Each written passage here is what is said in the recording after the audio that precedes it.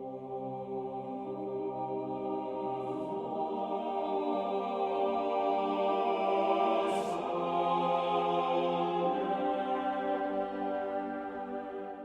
savez que nous commentons ici, tous les jours, les fioretti du Padre Pio. Ce sont ces petits faits de la vie du Padre Pio, si pittoresques, si chargés de doctrine aussi. Parce que le Padre Pio était une doctrine vivante.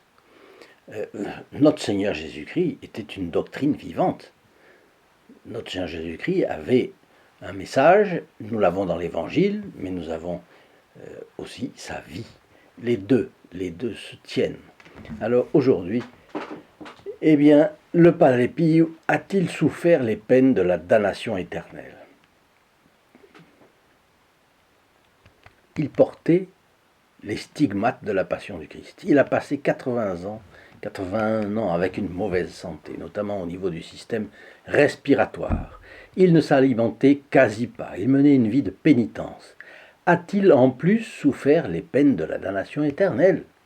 Cette question en choque quelques-uns, mais vous le savez, quand on ne comprend pas quelque chose dans l'Église catholique, il convient de mettre de côté avant de se lancer dans un jugement impulsif, parce qu'il y a toujours une raison qui, si elle n'apparaît pas toujours au premier abord, à notre petite jugeote, elle apparaîtra tôt ou tard. Je vous propose donc d'approfondir ce sujet.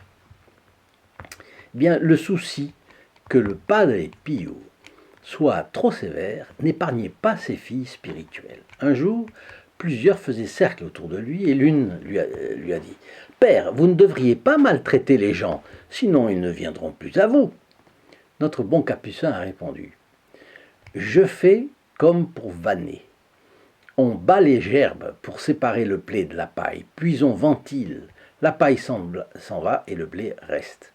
En se comparant avec le paysan qui frappe les épis pour séparer le blé de la paille, le Padre Pio ne pouvait pas offrir une meilleure image, ni une meilleure mesure pour nous faire saisir toute l'attention et la diligence qu'il employait dans l'administration du sacrement de la pénitence. Bon, Jésus, lui aussi, a été présenté par saint Jean-Baptiste comme celui qui tient le fléau en main pour séparer le blé de la paille, garder le premier dans sa grange et laisser aller la seconde à son propre destin. Bien, le Padre a précisé à une autre fille spirituelle, Maria Fusco, sa façon d'agir dans la confession ou en d'autres occasions il lui fallait bien réprimander une âme. Et il a dit « Je n'ai jamais causé de mal à personne et j'essaie toujours de réconforter les âmes. Mais quand je réprimande quelqu'un, c'est pour le bien de cette âme. » Après ces considérations qui éclairent le fondement de la sévérité du Padre Pio dans la confession, il faut faire une autre considération. Le Padre Benedetto Nardella, directeur spirituel du Padre Pio, a laissé des notes qu'il a appelées « Notes sur Padre Pio », dont l'intention était de servir à une biographie complète du Padre Pio. Et la note 35 précise cela. Padre Pio a connu les tourments de l'enfer en voyant les damnés souffrir. Il y a environ 2 ans, donc c'est écrit en 1921, donc c'était en 1919 que ça arrive. Ce tourment lui arrivait tous les 10 ou 15 jours. Et cela signifiait subir l'expérience de la peine du dent, c'est-à-dire la peine de la privation de la présence de Dieu, et qui est évidemment la pire des peines, mais il ajoute, cela signifiait subir l'expérience de la peine du dent et des peines des sens. C'était se trouver corps et âme parmi les démons et les condamnés à l'enfer, pour en sauver d'autres de l'endroit où tous auraient fini si la grâce ne les avait pas aidés. Dans son confessionnal, face au péché, face à celui qui l'avait commis, bien entendu, puisqu'il n'y a pas un péché théorique, un péché qui a été commis par quelqu'un, le Padre Pio ne pouvait pas ne pas avoir toujours à l'esprit les terribles conséquences des actes de chaque personne. Lorsque la créature agit délibérément contre les normes du Créateur, que se passe-t-il? Cela tend vite à se répéter une fois, puis une autre et une autre. Au bout de 3 fois, c'est déjà une habitude. La comparaison la plus claire qui me vient à l'esprit, c'est la drogue. Les dealers la donnent 1 fois, 2 fois, 3 fois, c'est déjà une habitude. Après, il faut la payer. Et la seule solution qui se présente au pauvre idiot qui a essayé, eh bien, c'est de devenir dealer à son tour. La violation délibérée de la loi de Dieu devient une habitude. Bon, le pas d'après, qu'est-ce que c'est? L'habitude dangereuse d'agir dans la vie contre les normes du Créateur risque d'établir dans l'âme un état irréversible. On va y revenir. L'état irréversible se caractérise par le fait qu'il n'y a pas de retour, sauf une grâce surabondante, un don immense de la miséricorde divine, ce qui est toujours possible, bien sûr. Il n'y a pas, il y a toujours de l'espoir tant qu'il y a il y a toujours de l'espoir tant qu'il y a un souffle de vie chez un pécheur. Mais l'état irréversible, c'est normalement une spirale infernale. Ne croyez pas que je m'éloigne du sujet d'aujourd'hui. Le texte du père Marceline Yazanzanir fait une boucle, mais gardez à l'idée qu'il montre pourquoi le Padre Pio est parfois austère, parfois sévère. La créature a bien sûr la grâce nécessaire pour être fidèle toujours. Personne n'est privé de la grâce de Dieu. Et même quand quelqu'un est en état de péché mortel, il a la grâce suffisante pour s'en rendre compte et pour aller se confesser. Sinon, Dieu ne serait pas juste. Bon. Mais qu'est-ce que l'homme fait de la grâce nécessaire? Vous le voyez autour de vous. Avec les crises multiples et enchevêtrées que nous voyons aujourd'hui autour de nous, la grâce nécessaire est-elle suffisante? On reste dubitatif devant la question. En tout cas, il est parfaitement légitime de prier Dieu de nous accorder, plus que la grâce nécessaire, la grâce abondante. Et plus que la grâce abondante, la grâce surabondante. Alors le condamné à mort pour meurtre, Pranzini, ne se serait pas sauvé sans Sainte Thérèse de l'Enfant Jésus.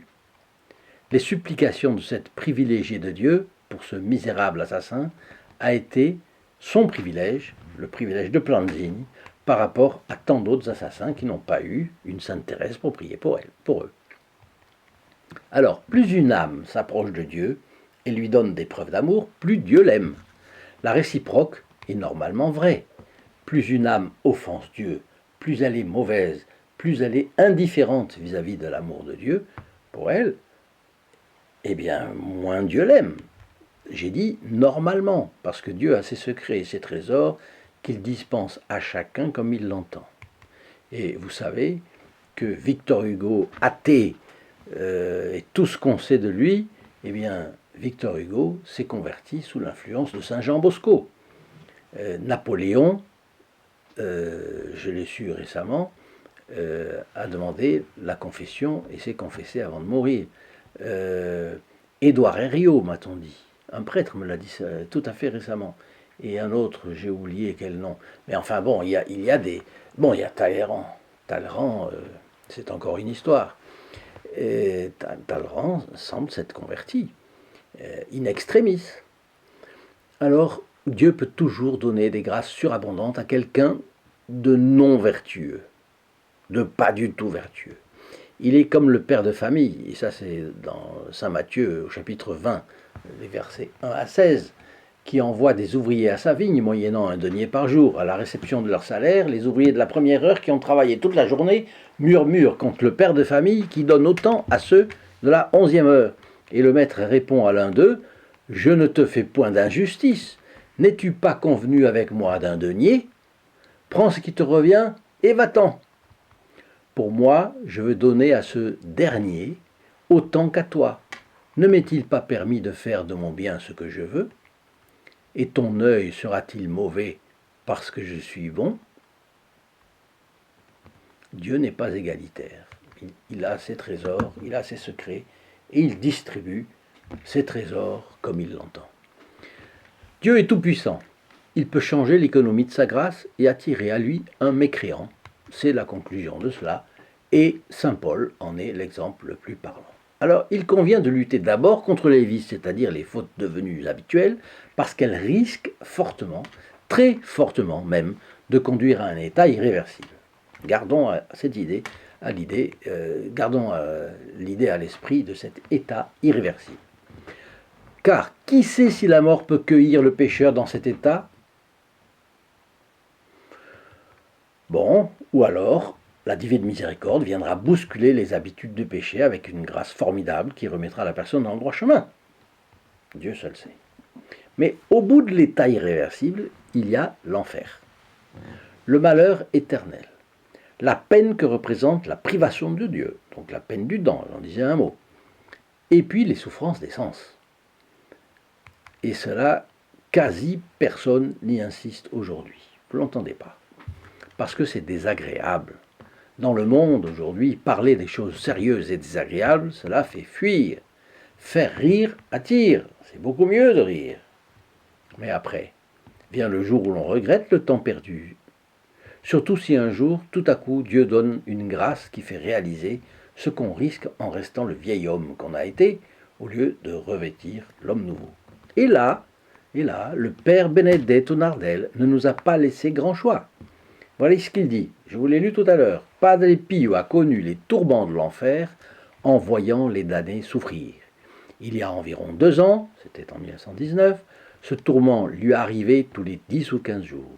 Cela a signifié subir l'expérience de la peine du dent et des peines des sens. C'était se trouver corps et âme parmi les démons et les condamner à l'enfer pour en sauver d'autres de l'endroit où tous auraient fini si la grâce ne les avait aidés. Donc on voit la peine des sens.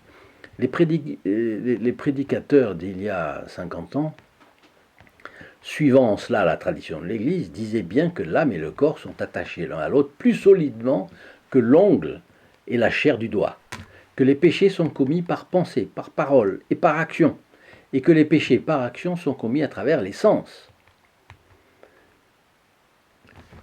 ou passent en tout cas par les sens, parce qu'on fait un péché en pensée à travers les sens. Bien, en enfer, la réparation à faire à la justice de Dieu se fait donc aussi à travers les sens. Et en enfer, toutes les choses que l'on voit sont abjectes. Celles que l'on entend sont stridentes, celles que l'on sent sont pestilentielles, celles que l'on goûte sont répugnantes, celles que l'on touche sont des tortures. Et c'est pourquoi le père Benedetto parle de la peine des sens. Je ne me souviens plus du saint qui disait avec truculence qu'il y avait moins de différence entre le dessein d'une flamme et le feu véritable que nous connaissons, qu'entre le feu véritable que nous connaissons et le feu de l'enfer. Si le sujet vous intéresse, il vous suffit de me le dire dans vos commentaires et nous en parlerons. En tout cas, c'est la raison des interventions du Padre Pio. Elle semble se situer au seuil de la violence, mais en réalité, elle témoigne de l'énergie de celui qui sait quels sont les tourments sans équivalent de l'enfer et qui désire par tous les moyens alerter ses frères imprudents qui marchent au bord d'un profond précipice. Pour approfondir ces sujets, je vous donne rendez-vous dans les vidéos que je vous mets ici et là. Alors à côté, en travers, et puis ici, bien sûr, la bénédiction du Padre Pio. À demain, au revoir.